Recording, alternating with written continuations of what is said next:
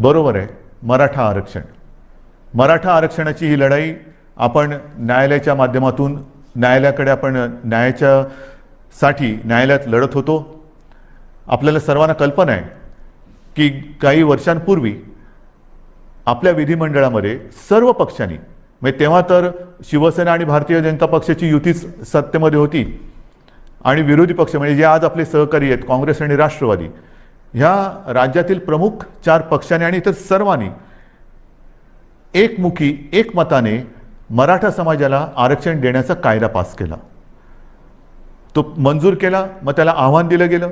उच्च न्यायालयामध्ये आपण ही लढाई जिंकलो. त्याला आव्हान दिलं गेलं. मग सर्वोच्च न्यायालयात ही लढाई गेली. सर्वोच्च न्यायालयात ही लढाई आपण लढलो आणि दुर्दैवाने आज हा निराशाजनक निकाल ह्या अगदी लढाईच्या ऐन भरामध्ये आलेला आहे. नेमकं काय झालं? जे काही एक ढोबळमानाने निकाल आलेला आहे, कारण आता निकालपत्र ते आत्ता हाती आलेले, त्याच्यावरती आणखीन डिटेलमध्ये काम सुरू आहे, त्याचा अभ्यास सुरू आहे. पण सर्वानुमते एकमुखाने घेतलेला हा निर्णय सुप्रीम कोर्टाने त्याच्या विरोधात निकाल दिलेला आहे. मग असं कोणीतरी म्हणालं की आम्ही जे उच्च न्यायालयात जिंकलो ते सुप्रीम कोर्टात तुम्ही हरलात, तुम्हाला लढताच आलं नाही. नाही, असं अजिबात नाही आहे. ज्या वकिलांनी आपल्याला उच्च न्यायालयामध्ये विजय प्राप्त करून दिला, बाजू मांडली, यशस्वीपणाने मांडली, तेच वकील त्याच्यात कुठेही बदल न करता किंवा त्यांच्यात अधिक काही वकिलांची आपण त्यांना मदत देऊन ही लढाई आपण अत्यंत योग्यपणाने, समर्थपणाने सर्वांचं मत एकत्र घेत आपण ही लढलो आहे. पदरी निराशा आलेली आहे. पण निराश झालो किंबहुना निराश झाला तर तो महाराष्ट्र कसला. मी खास करून मराठा समाजाला एक वेगळ्या दृष्टीने धन्यवाद देतो आहे की त्यांनी फार समंजसपणाने हा निर्णय जो आहे हा ऐकलेला आहे. कुठेही थैथयाट केला नाही, आदळआपट केली नाही. त्याच्याबद्दल मी तमाम माझ्या मराठा समाजातील माता भगिनींना, बांधवांना हात जोडून धन्यवाद देतो आहे. आणि त्यांच्या नेत्यांनी सुद्धा मी विशेष उल्लेख करेन, छत्रपती संभाजीराजे यांनी सुद्धा अत्यंत समंजस्याने आपली प्रतिक्रिया दिलेली आहे. हे दिवस लढाईचे नाही आहेत, निदान आपल्या तरी नाही आहेत. कारण सरकार आणि आपली भूमिका एक आहे. जर सरकार ह्या निर्णयाच्या म्हणजे आरक्षणाच्या विरोधात असतं तर लढाई मी समजू शकत असतो. पण सरकार आपल्यासाठी लढतंय, आपली बाजू मजबूतीने सुप्रीम कोर्टात मांडते किंवा ती मांडली, आणि तरीसुद्धा हा एक निराशाजनक निर्णय आल्यानंतर मला असं वाटतं अजूनही लढाई संपलेली नाही आहे. कारण लढाई केव्हा संपते? सगळं काही अंधार पसरतो तेव्हा. आज माननीय सर्वोच्च न्यायालयाने आपल्याला हा निकाल देत असताना म्हणजे त्यांनी सांगितलं की हा तुमचा अधिकारच नाही आहे. एक कमिशन, गायकवाड कमिशन आपण नेमलं होतं, त्याच्या शिफारसी सुद्धा त्यांनी सांगितलं की त्यासुद्धा त्यांनी बाजूला ठेवलेल्या आहेत. मग काय करायचं नेमकं? आता काय करणार तुम्ही म्हणता ही लढाई संपलेली नाही.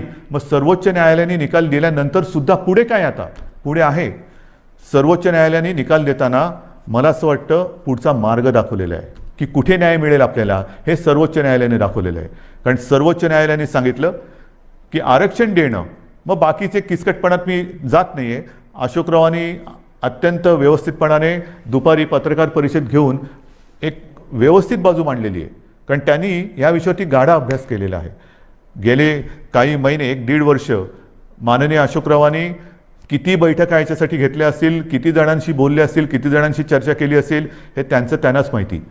आणि त्यांनी आज दुपारी अत्यंत व्यवस्थित समर्पक शब्दामध्ये जे काही आरोप प्रत्यारोप असतील त्याला उत्तरं दिलेली आहेत आणि आपली बाजूसुद्धा व्यवस्थित मांडलेली आहे, ती आपल्यासमोर आलेली आहे.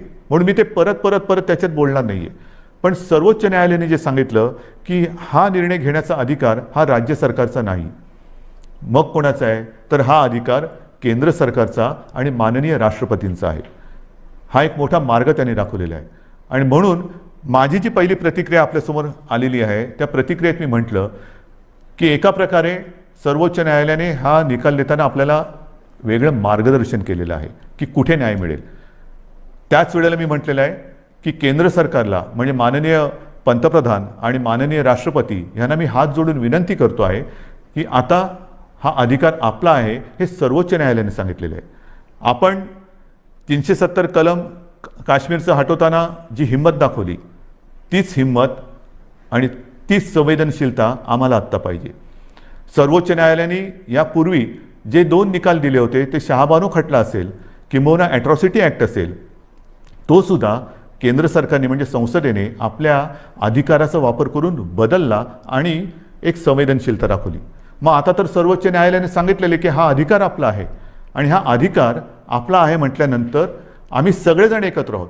महाराष्ट्रामध्ये ज्या वेळेला हा निर्णय घेतला गेला तेव्हा जे सर्व पक्ष एकत्रित आले होते, ते सर्व पक्ष आजसुद्धा एकत्रित आहेत. आम्ही एकमुखी आपल्याला विनंती करतो आहे की आपल्याला जे जे काही सहकार्य आपल्या राज्यातून पाहिजे असेल, आमच्या राज्यातून पाहिजे असेल, ते आम्ही करतो आहोत, नक्कीच करू. मात्र आता सहनशीलता ही आहे. माझा मराठा समाज हा सहनशील आहे. कुठेही आतताईपणा त्यांनी केलेला नाही. न्याय हक्कासाठी रस्त्यावरती उतरला, तो सुद्धा शांततेने उतरला. अशा ह्या समाजाचा लढवय्या, शेतकरी सगळं मी आपलं वर्णन केलेलं आहे. ह्या समाजाला न्याय देण्यासाठी आता केंद्र सरकारने जास्त वेळ न लावता निर्णय घ्यावा. मी आपल्या माध्यमातून माननीय राष्ट्रपतींना आणि माननीय पंतप्रधानांना विनंती करतोच आहे, पण उद्या अधिकृत पत्रसुद्धा मी त्यांना देतो आहे.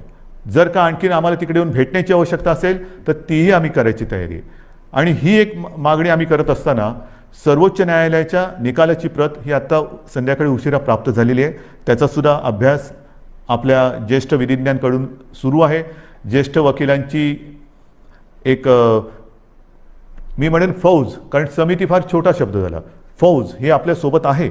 त्यांच्यासोबत आजपर्यंतसुद्धा विचारविनिमय केलेला आहे.